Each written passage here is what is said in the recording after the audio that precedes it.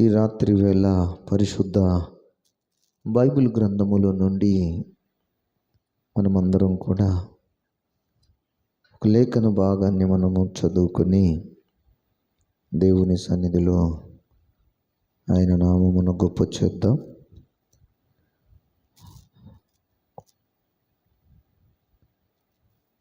Timothy పత్రిక, మొదటి Timothy పత్రిక 6వ అధ్యాయము. మొదటి తిమోతి పత్రిక 6వ అధ్యాయములోని మనము 16వ వచనాన్ని మనము చదువుదాం. సమీపింపరాని తేజస్సులో ఆయన మాత్రమే వసించుచు అమరత్వము గలవాడై ఉన్నాడు. మనుష్యులలో ఎవడును ఆయనను చూడలేదు, ఎవడును చూడనేరడు. ఆయనకు ఘనతయు శాశ్వతమైన ప్రభావమును కలిగియుండును గాక. ఆమేన్. దేవునికి స్తోత్రం చెబుతాం అందరం. హల్లెలూయా, హల్లెలూయా. ఈ తిమోతికి వ్రాసిన మొదటి పత్రిక 6వ అధ్యాయములో ఈ 16వ వచనంలో మనం గమనిస్తున్నటువంటి దేవుని వాక్యం ఏమిటంటే, సమీపింపరాని తేజస్సులో ఆయన మాత్రమే వసించుచు. ఇక్కడ మనకు కనబడుతున్నటువంటి వాక్య భాగము సమీపించగలిగిన వెలుగు, సమీపించలేనటువంటి వెలుగు. సాధారణంగా మానవులందరూ బ్రతకడానికి వెలుగు అవసరం. వెలుగు అవసరం. పగలు వెలుగునివ్వడానికి దేవుడు సూర్యుని కలగజేశాడు. రాత్రి కాంతిని ఇవ్వడానికి దేవుడు చంద్ర నక్షత్రములను సృష్టించాడు. ఇప్పుడు సూర్యుని యొక్క వెలుగులో మనమందరం బ్రతుకుచున్నాం. కానీ నిజానికి సూర్యుని యొక్క కాంతి వాస్తవానికి మనకందరికీ సమీపింపరాని తేజస్సే. అంటే సూర్యుని యొక్క తేజస్సునకు మనం దగ్గరకు వస్తే మనమందరం కూడా ఆ సూర్యుని యొక్క తేజస్సును మనం తట్టుకోలేం. అందువలన మనకు ప్రాణాపాయం కలుగుతుంది, మనకందరికీ నష్టం కలుగుతుంది. ఇదిగో మనము జీవించడం కోసం సృష్టించిన సృష్టికర్త అయిన దేవుడే ఈ సృష్టిలోని పంచభూతాలను కలుగు చేసినప్పుడు ఆకాశములో సూర్యచంద్ర నక్షత్రాలను కలుగజేశాడు. ఈ సూర్యచంద్ర నక్షత్రాలు వెలుగునిచ్చుట కోసమని మనం పరిశుద్ధ బైబిల్ గ్రంథములో చదువుతున్నాము. ఈ జీవరాశులలో సూర్యుని కాంతి అందరి మీద ప్రచురింపబడుతున్నది, కానీ మనం ఎవ్వరమును కూడా సూర్యుని యొద్దకు మనము వెళ్ళలేము. ఆ సూర్యుని యొక్క కాంతి మన మీద ప్రచురిస్తుంది. ఎలా ప్రచురిస్తుంది అంటే, ఎంతవరకు ప్రచురిస్తుంది అంటే, మనము సజీవులముగాను ఆరోగ్యవంతులముగాను ఉండగలిగినంత మాత్రమే సూర్యుని యొక్క తేజస్సు మన మధ్యలో ప్రచురించబడుతుంది. అయితే ఇక్కడ తిమోతికి వ్రాసిన ఈ మొదటి పత్రిక 6వ అధ్యాయంలో 2 రకముల సూర్యులను గురించి మనం చెప్పుకోవచ్చు. ఒక సూర్యుడు ప్రకృతి సంబంధమైన సూర్యుడు, మరొక సూర్యుడేమో నీతి సూర్యుడు అని పరిశుద్ధ బైబిల్ గ్రంథము మనకు తెలుపుతున్న సత్యం. స్తోత్ర. మీరు ఒక్కసారి యెషయా గ్రంథములో దేవుని బిడ్డలారా 84వ అధ్యాయము 6వ వచనములో గనుక మనం చూడగలిగితే అక్కడ ఒక మాట, చక్కని మాట మనకు దేవుని వాక్యములో నుండి చెప్పబడుతున్న మాట. 84:6 కీర్తన 84:6 వచనంలో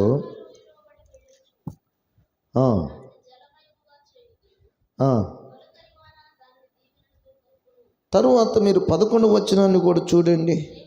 దేవుడైన యెహోవా సూర్యుడును కేడెమునై ఉన్నాడు, యెహోవా కృపయు ఘనతయును అనుగ్రహించును, యథార్థముగా ప్రవర్తించు వారికి ఆయన ఏ మేలును చెయ్యక మానడు. స్తోత్ర.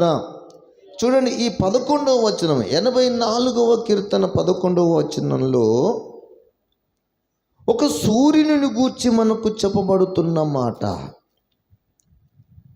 ఈ సూర్యుని గూర్చి మనం ఏం నేర్చుకుంటున్నామంటే, దేవుడైన యెహోవా సూర్యుడును, దేవుడైన యెహోవా సూర్యుడును అని మనము చదువుతున్నాం. అంటే ఇప్పుడు మనకు పరిశుద్ధ బైబిల్ గ్రంథంలో ఒకటి ప్రకృతి సంబంధమైన సూర్యుడు. ఈ ప్రకృతి సంబంధమైన సూర్యుని సృష్టికర్త అయిన దేవుడే సృష్టించాడు. ఈ సృష్టికర్త అయిన దేవుడే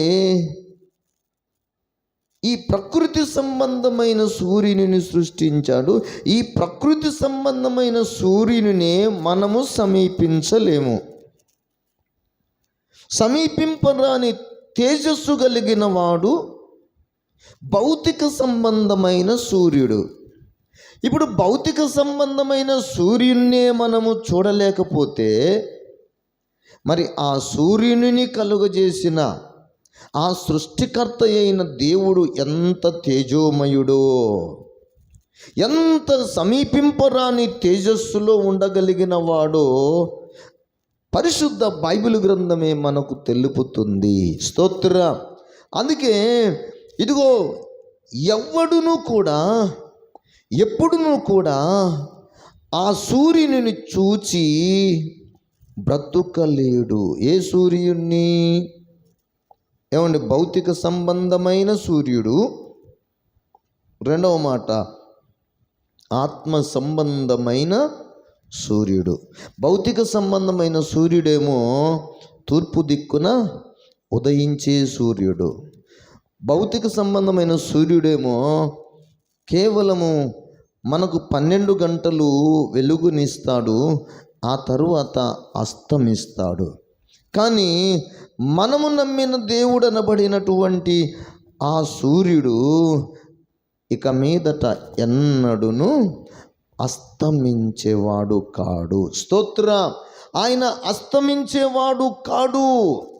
ఆయన ఎల్లప్పుడూ కూడా అనాది కాలము నుండి కూడా సమీపింపరాని తేజస్సు కలిగిన వాడుగా, ఆ సమీపింపరాని తేజస్సులో నివసించుచున్నవాడుగా మనకు కనబడుతున్నాడు. అందుకే ఆయనకు కీర్తనకారుడు ఏమని చెప్పాడంటే, ఆయన మనకందరికి సూర్యుడును. ఆయన పేరు ఏంటంటే దేవుడైన యెహోవా. స్తోత్ర. హల్లెలూయా. ఆయన దేవుడైన యెహోవా.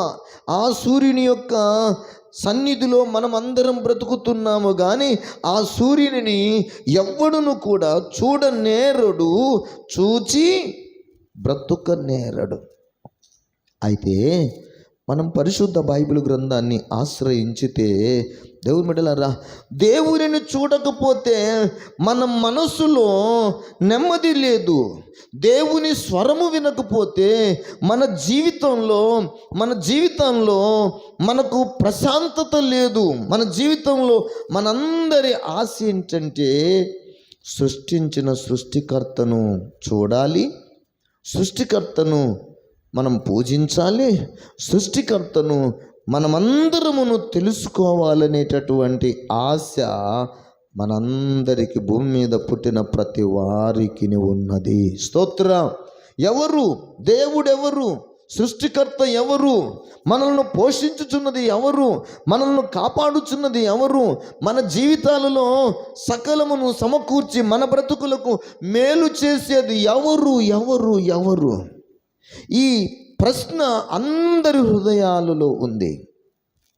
ఈ ప్రశ్నకు జవాబు దొరికితేనే ఈ ప్రశ్నకు జవాబు దొరికితేనే మన హృదయాలలో నెమ్మది దొరుకుతున్నది. స్తోత్ర.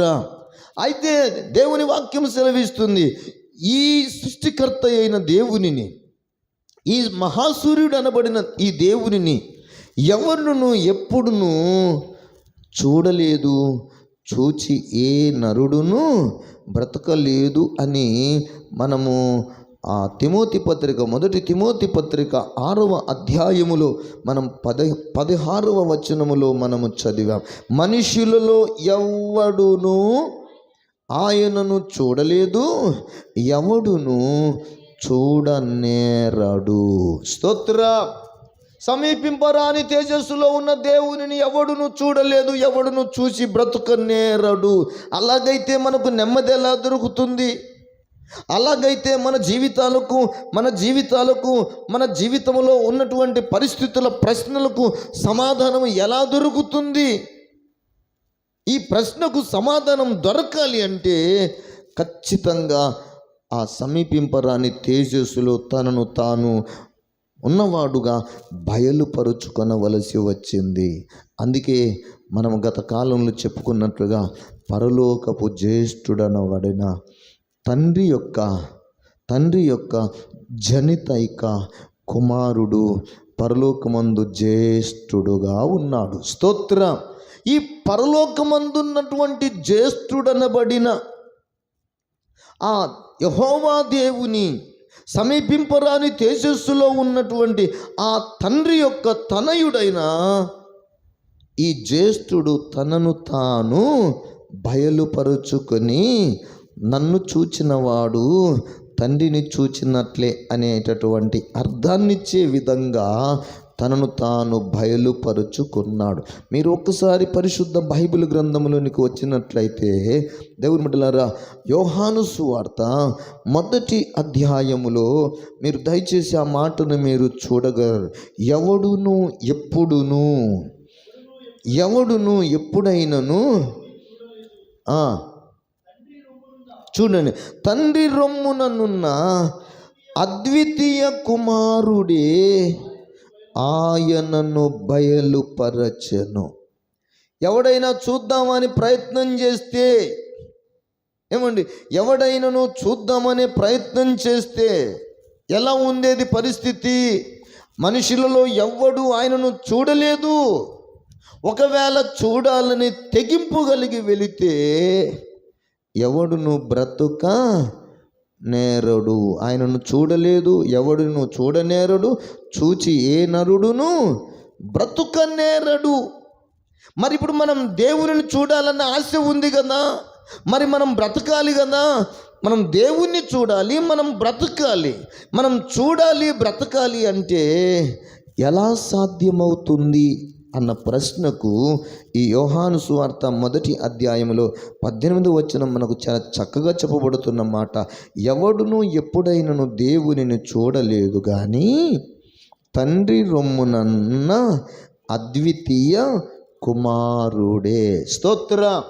ఎవరి రొమ్ముననున్నా? తండ్రి రొమ్ముననున్నా. తండ్రి ఎక్కడ ఉన్నాడు?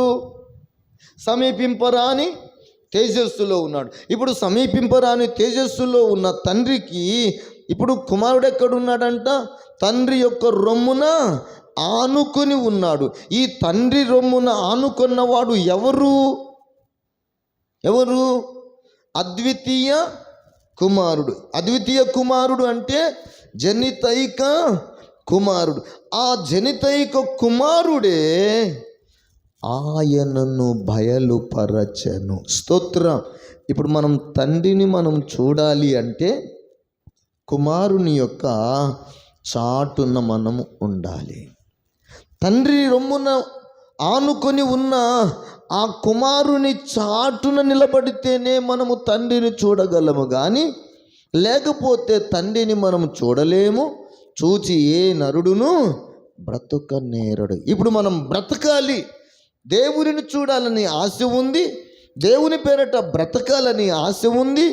దేవునిని చూసి మన హృదయాలలో సంతోషించి నెమ్మది కలిగి బ్రతకాలనే తృష్ణ కలిగిన మానవ జీవితాలకు దేవుడు తనను తాను తన కుమారుని ద్వారా తండ్రిని మనకు బయలుపరచడం జరిగినది అని దేవుడి వాక్యం మనకు తెలియజేస్తుంది. స్తోత్రం.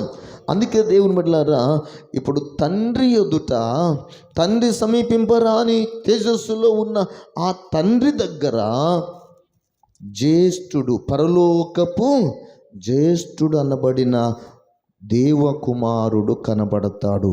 ఆ పరలోకపు జ్యేష్ఠుడనబడిన దేవకుమారుడికి ఉన్న నామములను గురించి మనం ఒక్కసారి పరిశుద్ధ బైబిల్ గ్రంథంలో ఈ రాత్రి కాలపు వేళ మనం ధ్యానం చేద్దాం. ఒకసారి మీరు దయచేసి ప్రకటన గ్రంథం 19వ అధ్యాయములోనికి రండి.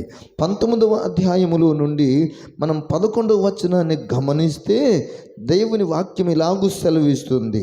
ఇక్కడ యోహాను భక్తుడు ఒక దర్శనం చూస్తున్నాడు. మరియు పరలోకము తెరవబడి ఉండుట నేను చూచి తిని, అప్పుడు ఇదిగో తెల్లని గుర్రము ఒకటి కనబడెను. దాని మీద కూర్చుండి ఉన్నవాడు నమ్మకమైన వాడును సత్యవంతుడును అను నామము గలవాడు. స్తోత్ర, హల్లెలూయా. సమీపింపరాని తేజస్సులో ఉన్న దేవుడు సత్యవంతుడు. పరలోకమందున్న దేవుడు సత్యవంతుడు. సమీపింపరాని తేజస్సులో ఉన్నటువంటి ఆ దేవుడు దేవతనయుడు, నమ్మకమైన వాడు. ఇప్పుడు ఆ దేవుని నామము ఏమని చెప్పబడుతుందంట? ఏమని దేవుని నామం, సమీపింపరాని తేజస్సులో ఉన్న దేవుని నామము ఏమని మనకు చెప్పబడుతుందంటే, నమ్మకమైన వాడును సత్యవంతుడును అను నామము గలవాడు. స్తోత్ర. పరలోకంలో యేసు కాదు, పరలోకంలో యేసు అని పేరు నామము కాదు. పరలోకములో సమీపింపరాని తేజస్సులో ఉన్నవాడు, ఆయన పేరు మన దేవుడైన యెహోవా, ఆయన సూర్యుడునై ఉన్నాడు అని చెప్పాడు. దేవుని బిడ్డలారా గమనించండి, పరలోకములో సమీపింపరాని తేజస్సులో ఉన్న ఆ దేవుని పేరు యెహోవా. యెహోవా అంటే రక్షకుడు అని అర్థాన్ని ఇస్తుంది. ఇప్పుడు ఈ సమీపింపరాని తేజస్సులో ఉన్న ఆయనకు ఏమి నామం ఉంది అంటే, యెహోవా అనే నామము ఒకటి. రెండవ మాటగా నేను మీకు చూపిస్తున్నాను. ఈ ప్రకటన గ్రంథం 19వ అధ్యాయంలో మనము 11వ వచనంలో చదువుతున్న మాట, నమ్మకమైన వాడు అనే నామము.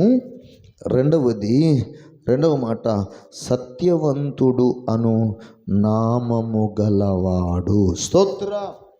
ఏం పేరంట ఆయన పేరు? సత్యవంతుడు. ఇదేమై ఉందంట? నామము అని ఉంది. అంటే అతని పేరు అతని గుణములను తెలుపుతుంది అని మనం చదువుతాం. అతని పేరు ఏం చెప్తుందంట? అతని పేరే గుణము, అతని గుణమే అతని పేరు. అంటే ఇప్పుడు యెహోవాను నామము అంటే, యెహోవా అంటే రక్షకుడు, దేవుడు అంటే రక్షకుడు. ఇప్పుడు నామము అంటే మనకందరికీ అర్థమైంది, ఆయన మనను రక్షించువాడు గనుక ఆయనకు యేసు అని నామము పెట్టబడును. స్తోత్ర, హల్లెలూయా. తానే తన ప్రజలను విమోచించువాడు గనుక, తానే తన ప్రజలను సృష్టించిన ప్రజలను రక్షించుకున్నవాడు గనుక ఆయన రక్షకుడు. ఆ రక్షించేవాడి నామము, మరొక నామము మనం బైబిల్లో చూస్తున్నాం ఏంటంటే, నమ్మకమైన వాడును సత్యవంతుడును. స్తోత్ర. మరలా మీరు పేజీ తిప్పి చూడండి దేవుని బిడ్డలారా, మరొక మాట అక్కడ మనము గమనిస్తాం. ఆయన నేత్రములు అగ్ని జ్వాలల వంటి జ్వాలల వంటివి. ఆయన శిరస్సు మీద అనేక కిరీటములు ఉండెను. వ్రాయబడిన ఒక నామము ఆయనకు కలదు, అది ఆయనకే గాని మరి ఎవ్వనికి తెలియదు. స్తోత్ర, హల్లెలూయా. ఈ మాటను మీరు జ్ఞాపకం చేసుకోండి. దేవుని వాక్యం మనకు సెలవిస్తున్నటువంటి మాట. ఇక్కడ చెప్పబడినటువంటి మాట ఏంటంటే, ఇదిగో ఆయన నొసట ఒక నామము కలదు. ఒక నామం అంట, ఆ కిరీటముల మీద వ్రాయబడిన ఒక నామము ఆయనకు కలదు, అది ఆయనకే గాని మరి ఎవ్వనికి తెలియదు. స్తోత్ర, హల్లెలూయా. ఏంటి తెలియబడని నామం ఏమిటి? తెలియబడని నామం ఏమిటి? దేవుని వాక్యములో మనము జ్ఞాపకం చేసుకుంటున్నాం. ఇక్కడ అంటున్నాడు, అది ఎవరికి తెలియదు, అది ఆయనకు మాత్రమే తెలుసు. స్తోత్ర, అది ఆయనకు మాత్రమే తెలుసు. ఆ యొక్క నామము మరి ఎవ్వరికి తెలుపబడలేదు. దేవుని బిడ్డలారా, ఆ నామమును గురించి మనం ఏమని చెప్పాలంటే, దైవ దర్శనము వలన అది దేవుని మర్మము అనే నామము. స్తోత్ర, అది ఒక మర్మం. ఏం పేరంట? మర్మము. మర్మము అంటే రహస్యం. రహస్యం అంటే ఎవరికి తెలియదు. మరొక చోట వ్రాయబడినట్లుగా, రహస్యములు మన దేవుడైన యెహోవాకు మాత్రమే చెందును. హల్లెలూయా. ఎవరికి చెందునంట? రహస్యములు మన సృష్టికర్త అయిన ఆ మహాదేవునికి మాత్రమే తెలియను.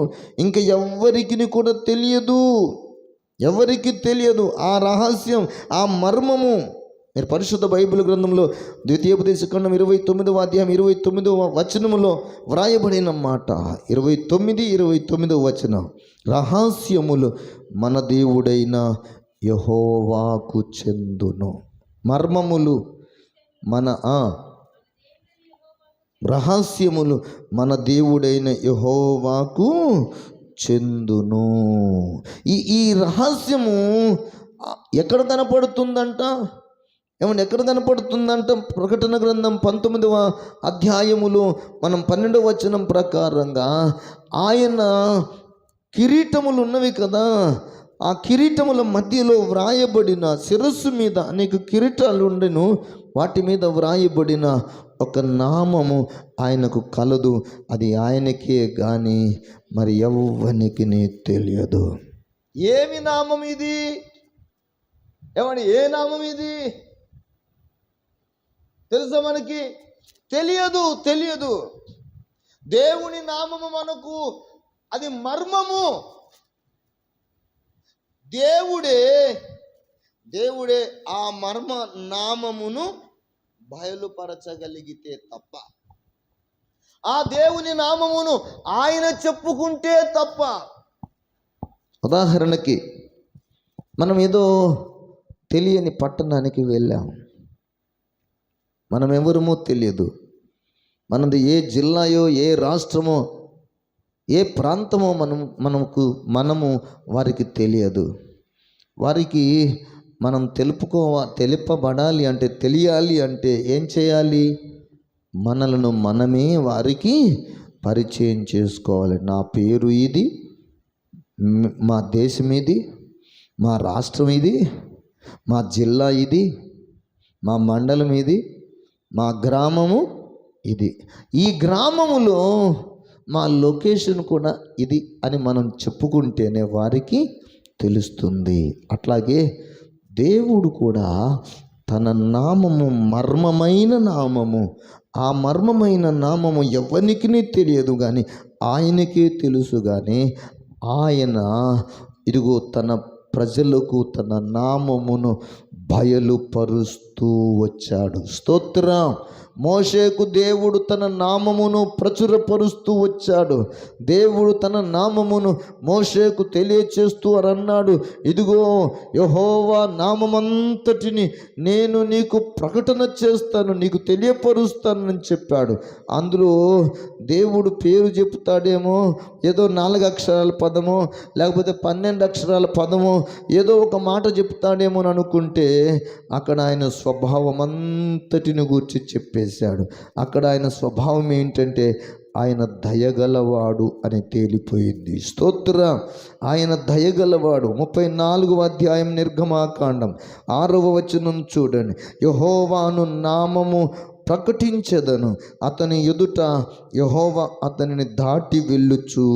ఆ నామమును ఏమని ప్రకటిస్తున్నాడంటే, యెహోవా అనే నామములో కనికరముంది, దయ ఉంది, దీర్ఘశాంతముంది, కృపా సత్యములు గల దేవుడైన యెహోవా. యెహోవా అనే నామములో కృప ఉంది, సత్యం ఉంది, దయ ఉంది, కనికరం ఉంది, దీర్ఘ శాంతము ఉంది. అంటే దేవుడు దయగలవాడు, దేవుడు దీర్ఘశాంతమూర్తి. దేవుడు అనే పేరు కలిగిన ఆ యెహోవా దేవుడు ఇదిగో కృప కలిగిన వాడు, సత్యము కలిగిన వాడు. అందుకే ఎవరికి తెలియనటువంటి దేవుని నామము ఆయన మాత్రమే తమ నొసట యందు కలిగి ఉన్నాడు. కానీ ఆయా కాలాలను బట్టి, ఆయా ప్రజల అవసరతలను బట్టి దేవుడు తనను తాను వారికి బయలుపరుచుకున్నాడు. అందుకే ఇప్పుడు మనము ప్రకటన గ్రంథం 19వ అధ్యాయము ఈ 12వ వచనంలో మనం ఏం చదువుతున్నామంటే, 11వ వచనములోనేమో ఆయన నామము నమ్మకమైన వాడును సత్యవంతుడును అనే పేరు.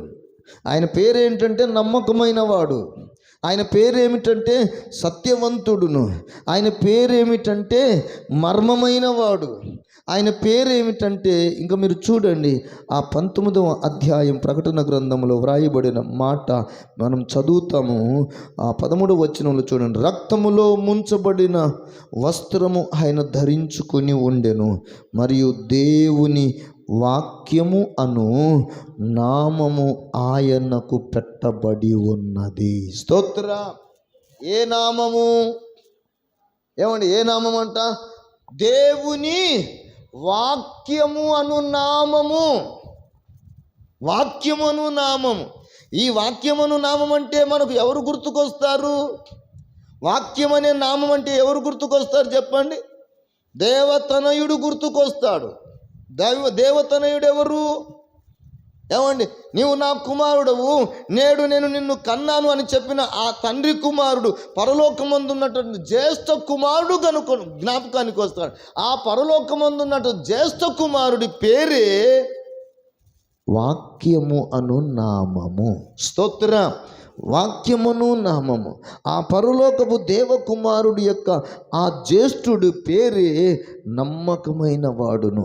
ఆ పరలోకపు జ్యేష్ఠుడి యొక్క పేరే సత్యవంతుడును. ఆ పరలోకపు దేవుడైన ఆ దేవతనయుడైనటువంటి ఆ జ్యేష్ఠుడు పేరే మర్మమునై ఉన్నవాడు.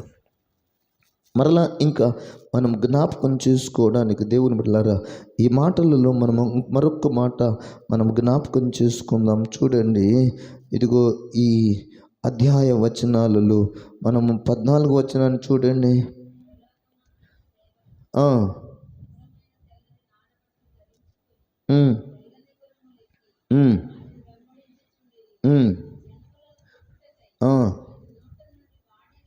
వాడిగల ఖడ్గము బయలు వెడలుచున్నది, వారిని ఏలును. ఆయనే సర్వాధికారియగు దేవుని తీక్షణమైన ఉగ్రతను మద్యపు తొట్టిని త్రొక్కును. రాజులకు రాజును ప్రభువులకును ప్రభువును అను నామము ఆయన వస్త్రము మీదను తొడ మీదను వ్రాయబడి ఉన్నది. ఏ నామము? ఏ నామం అంట? రాజులకు రాజును అనే నామము. ఆయన రాజు. ఈ భూమి మీద ఎంతమంది రాజులు లేరు? ఉన్నారా లేదా? ఒక్కొక్క ఇంటి పేరుకు ఒక్కొక్క రాజు ఉన్నాడు. ఇప్పుడు ఆ రాజును పిలిస్తే ఏ రాజు పలుకుతాడు చెప్పండి? ఏ రాజు పలుకుతాడండి? ఆ ఇంటి పేరు పెట్టి పిలిచిన రాజే పలుకుతాడు. అంతేనా? ఇంకో రాజు పలుకుతాడా? భూలోకంలో ఎందరు రాజులున్నా అందరిని గుర్తించవచ్చును. ఇక్కడ కూడా ఒక నామము కనపడుతుంది. ఆ నామమును గురించి దేవుని వాక్యం సెలవిస్తుంది. ఈయన రాజులకు రాజు. ఎందరు రాజులైనా ఉండనివ్వండి, కానీ వాళ్ళందరినీ గుర్తుపట్టడానికి వాడి ఇంటి పేరుంది. కానీ ఇక్కడ ఈ రాజును గుర్తుపెట్టడానికి మనకు ఒక ప్రత్యేకత ఉంది. ఏంటంటే ఈయన రాజులందరికంటే మహారాజు. ఈ మహారాజును అందరూ గుర్తుపట్టవచ్చు.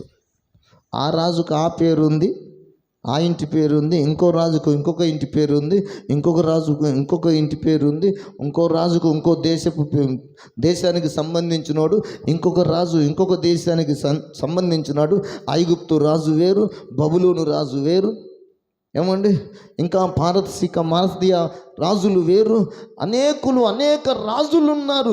ఎంతమంది రాజులు ఉన్నా అందరికీ రాజులకు రాజు ఎవరు జ్ఞాపకానికి వస్తాడు? ఇప్పుడు చెప్పండి. రాజులకు రాజు అంటే ఎవరు గుర్తుకొస్తారు? సృష్టికర్త అయిన దేవుడు అనబడిన రాజు. స్తోత్రం. అందుకే ఆయనకి ఇప్పుడు ఏం పేరు ఉందంటే, ఈయన ఎలాంటి దేవుడు అంటే రాజులకు రాజు అనే నామము కలిగిన వాడు. స్తోత్రం. 16వ వచనం మీరు చూడండి.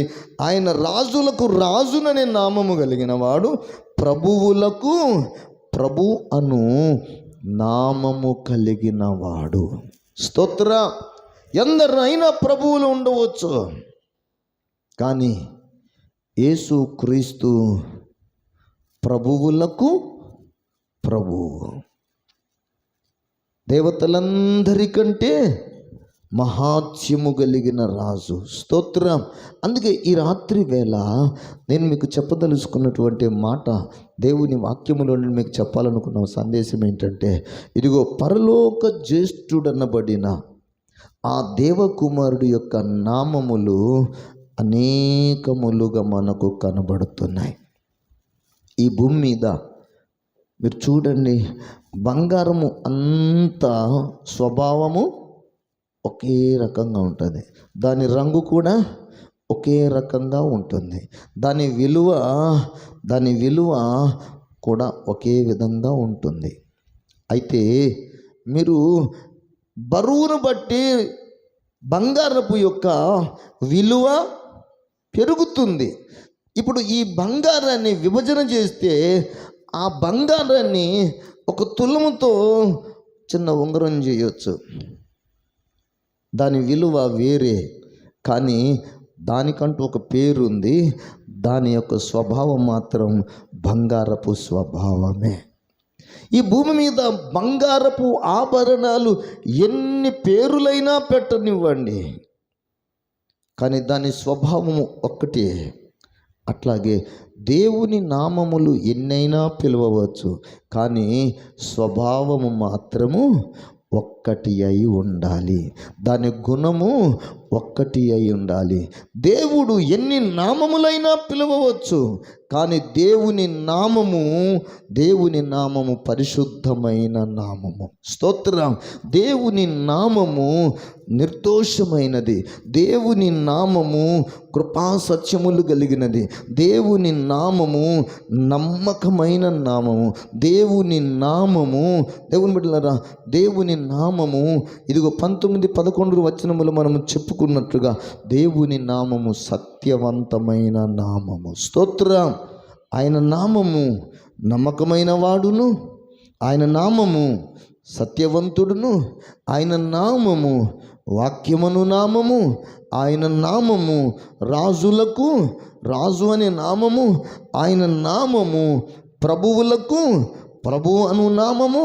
నిర్గమాకాండం 34:6 వచనం ప్రకారం ఆయన నామము యెహోవా అను నామము. ఇదిగో మనం 84వ కీర్తన 11వ వచనం ప్రకారం ఆయన నామము సూర్యుడును అనే నామము. హల్లెలూయా. నువ్వు సూర్యుడు అనే నామం అన్నా, నమ్మకమైన వాడును అన్నా, సత్యవంతుడును అన్నా, అన్ని నామములలో ఆయన స్వభావము మాత్రము ఎన్నటికి మార్పు చెందేది కాదు. స్తోత్రం. ఆయన స్వభావము ఎన్నటెన్నటికి ఏకరీతిగానే ఉంది. 94వ కీర్తన అనుకుంటాను, అక్కడ ఒక మాట అంటాడు, నీ మందిరమునకు పరిశుద్ధతయే ఎన్నటెన్నటికి అనుకూలమైనది అంటాడు. దేవునికి స్తోత్రం. ఆ మాట మీరు ఒకసారి చదవండి. ఆ మాట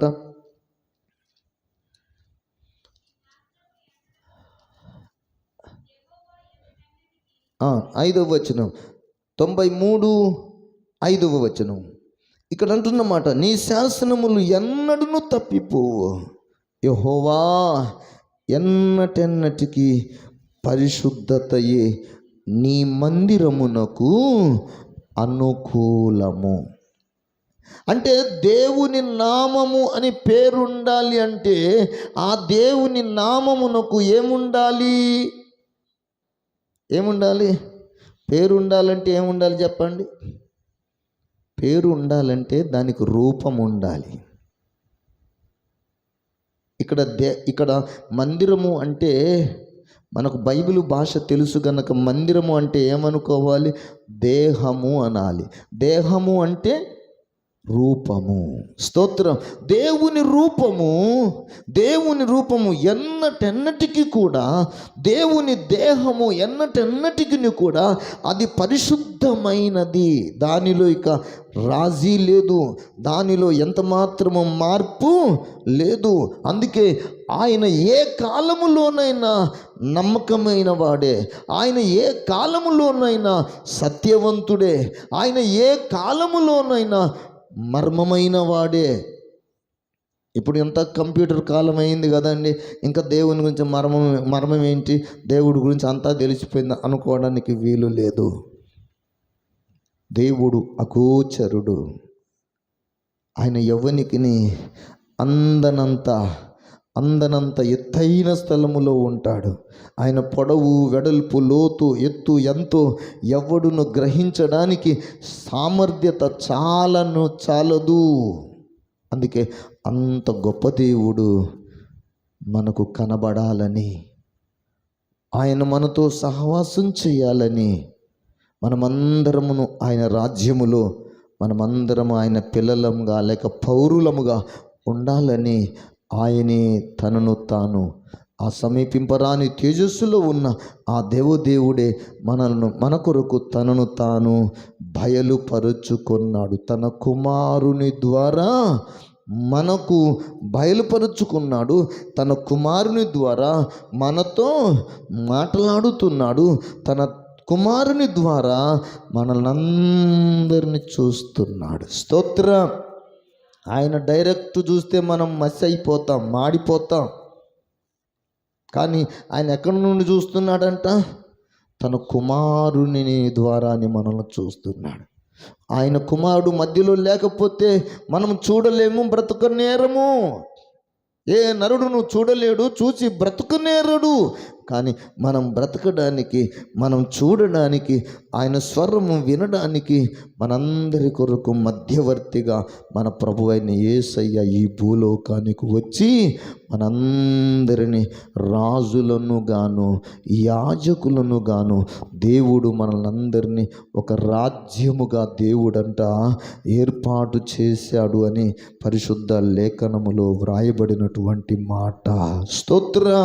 మీరు ఒక్కసారి ప్రకటన గ్రంథం 5వ అధ్యాయం ఈ వచనాన్ని మనం చదువుకొని ముగించుకుందాం. దయచేసి మీరు ఒక్కసారి 5వ అధ్యాయంలోనికి రండి. ప్రకటన గ్రంథం 5వ అధ్యాయంలోనికి మీరు వచ్చినట్లయితే 10వ వచనాన్ని చూడండి. నీవు ఆ గ్రంథమును తీసుకొని దాని ముద్రలను విప్పుటకును యోగ్యుడవు, నీవు వధింపబడిన వాడవై నీ రక్తమిచ్చి ప్రతి వంశములోను, ఆయా భాషలు మాట్లాడు వారిలోను, ప్రతి ప్రజలలోను, ప్రతి జనములోను దేవుని కొరకు మనుష్యులను కొని. మా దేవునికి వారిని ఒక రాజ్యముగాను యాజకులను గాను చేసేటివి. స్తోత్ర హల్లెలూయా. ఇప్పుడు మనల్ని ప్రతి జనములోను ప్రతి జనములోను, ప్రతి ప్రజలలోను, ప్రతి వంశములోను, ఆయా ప్రతి భాష మాటలాడు వారిలోను, అంటే అందరినీ దేవుని కొరకు యాజకులను గాను రాజులను గాను, ఈ దేవుని కొరకు మనుషులను కొని దేవుని కొరకు రాజులను గాను యాజకులను గాను మనలను చేసి దేవుని దగ్గర తండ్రి దగ్గర నిలబెట్టడానికి మన ప్రభు అయిన యేసయ్య పరలోకపు జ్యేష్ఠుడుగా తనను తాను ప్రత్యక్షపరుచుకున్నాడు. ఆ జ్యేష్ఠుడితో ఎవరైతే సహవాసం చేస్తారో, ఆ జ్యేష్ఠుడి స్వారూప్యములోనికి ఎవరైతే మార్చబడతారో వారు ఆ దేవుని పరలోక రాజ్యములో నిరంతరమును జీవించెదరు. హల్లెలూయా. అందుకొరకై దేవుని సహాయము కోరుకుంటూ మనమందరం దేవుని సన్నిధిలో ప్రార్థన చేద్దాం. దేవుడి మాటలు మనం వెనుకడిలో స్థిరపరిచి దీవించును గాక. ఆమేన్. మోకరించని ప్రార్థన